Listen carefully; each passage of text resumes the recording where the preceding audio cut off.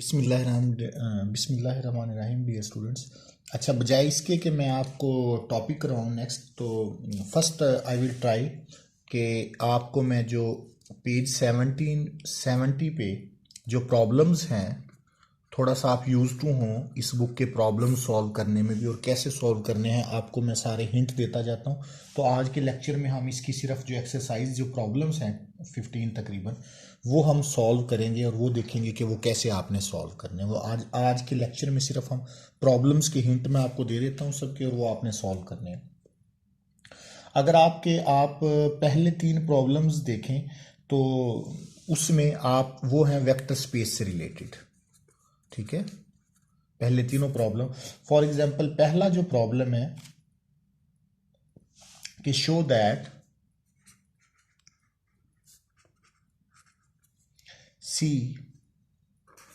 as a subset of L infinite is a vector subspace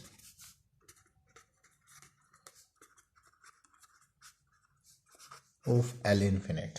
ठीक है जी, and so is C0 and so is C0। ठीक है जी।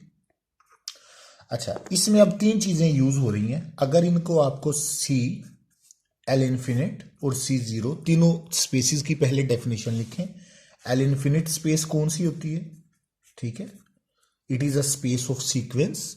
ठीक है, जो कि पर्टिकुलर कंडीशन को सेटिस्फाई करे कि उसकी जो हर supremum of x mod is less than infinite, तो वो आपके पास L इन्फिनिट होती है।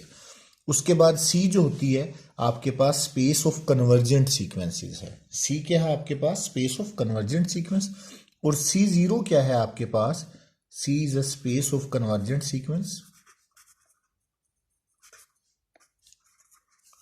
C0 space of sequences converging to zero, जो पर्टिकुलर जीरो को कन्वर्ज करे। जब आपने इन दोनों को सब स्पेस प्रूव करना है तो आपने सब स्पेसिस की 2 ही कंडीशन है। नंबर 1 कि अगर 2 सीक्वेंस, फॉर एग्जांपल आपके पास 2 सीक्वेंस है XN और YN, ये दोनों C से बिलोंग कर रही हैं, तो आपने शो करना है कि इनका सम भी C को बिलोंग करता है और इनका स्केलर मल्टीपल भी, यानी इनका सम भी कन्वर्ज कर रहा है और इनका स्केलर मल्टीपल भी कन्वर्ज कर रहा है। तो ये बड़ा आसान है प्रूव करना। ठीक है, 2 स्टेप्स में ये प्रूव हो जाएगा। अच्छा, उसके बाद जो सेकंड प्रॉब्लम है वो ये है कि आपने ये शो करना है कि C0 इज क्लोज सबस्पेस। ठीक है, और more over C0 is complete. ठीक है, कि अब आपने एक सेट को क्लोज्ड भी प्रूव करना है और उसकी कंप्लीटनेस भी प्रूव करनी है कि ये आपके पास जो, अगर आप इसमें कोई कन्वर्जेंट सीक्वेंस कॉची सीक्वेंस लेते हैं तो वो कन्वर्ज भी करती है। ठीक है, तो C0 का आपको पता चल गया। अब कन्वर्जेंट सीक्वेंस को कॉची सीक्वेंस को कन्वर्जेंट कैसे प्रूव करना है ये आपने देखना है। ठीक है, अच्छा, इससे थोड़ा सा आगे अगर हम चलें प्रॉब्लम नंबर 4 पे, जो प्रॉब्लम नंबर 4 है आपका, उसमें वो कह रहा है कि अगर आपके पास कोई भी 2 सीक्वेंसेस हैं, इस पहले में show that in a norm space X vector addition and scalar multiplication are continuous operations with respect to the norm. अच्छा, वो ये कह रहा है कि जो आपके पास वेक्टर एडिशन है, ठीक है, नॉर्म स्पेसिस में, या स्केलर मल्टीप्लिकेशन है, it is a continuous operation with respect to norm. Continuous operation with respect to norm का मतलब क्या है कि आपके पास अगर कॉन्टिन्यूटी, अगर आप थोड़ा सा पीछे जाएं तो कॉन्टिन्यूटी ऑफ इनर प्रोडक्ट जो है वो आपको गिवन है। ठीक है, इनर प्रोडक्ट की जो कॉन्टिन्यूटी है उसका टॉपिक गिवन है। उसमें ये है आपके पास, यहाँ पे हम नॉर्म स्पेसिस की बात कर रहे हैं ना। हाँ, कि आपके पास कॉन्टिन्यूटी इन नॉर्म स्पेस, तो continuity with respect to norm, कि आपके पास कॉन्टिन्यूटी की वैसे अगर सिंपल डेफिनेशन आप देखें वो ये होती है कि कोई भी आपके पास function f is continuous if for all epsilon greater than 0 there exists delta such that, अच्छा ये सॉरी, मैं यहाँ पे आपको डेफिनेशन करवाना चाह रहा हूँ कॉन्टिन्यूटी की। हाँ, for E F is continuous at point x not fix कर लें, ठीक है, कि एक्स नॉट पे आपका कोई भी पॉइंट जो है वो continue for all epsilon there is delta such that f of x minus f of x not is less than epsilon whenever x minus x naught is less than delta। अच्छा, अब आपके पास ये है function की continuity किस point पे, a particular point x not पे।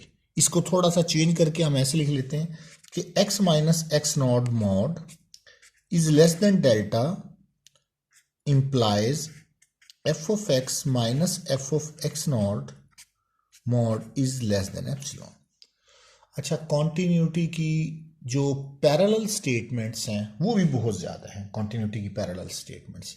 Even कि किसी पॉइंट पे कॉन्टिन्यूटी की को डिफाइन करने के लिए आप सीक्वेंस की भी हेल्प ले सकते हैं, ठीक है। यहाँ पे मैं आपको एक छोटी सी टास्क भी देता हूँ कि डिफाइन कॉन्टिन्यूटी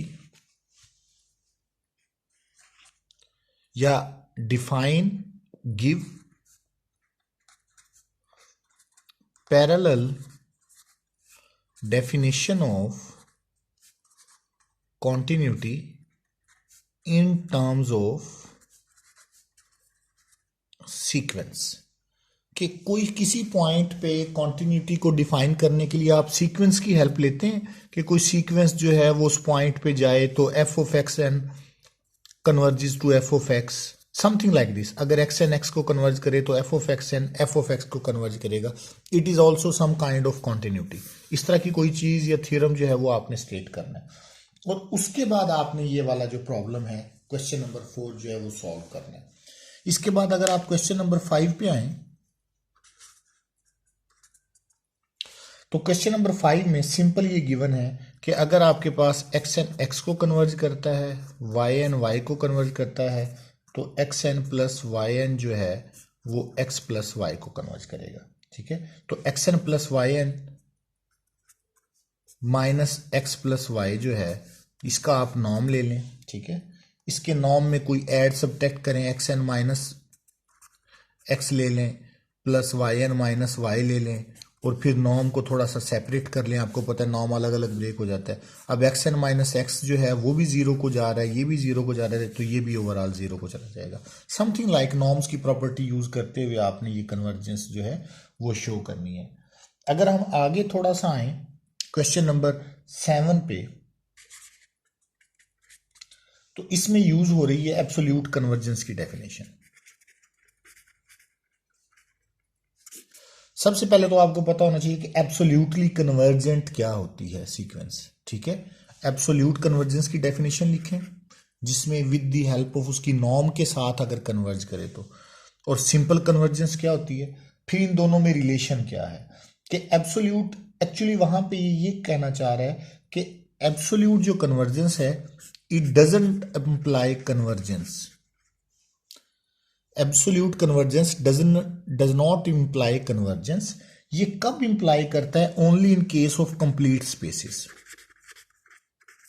हाँ, आपके पास कंप्लीट स्पेस होगी तो फिर आपके पास एब्सोल्यूट कन्वर्जेंस जो है वो कन्वर्जेंस को इंप्लाई करेगा।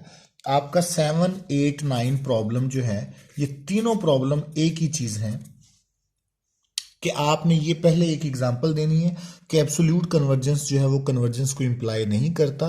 ये सिर्फ कब इंप्लाई करता है, जब आपकी स्पेस जो है वो कंप्लीट स्पेस होगी, ठीक है। तो बाकी मैं नेक्स्ट वीडियो में शेयर करता हूँ।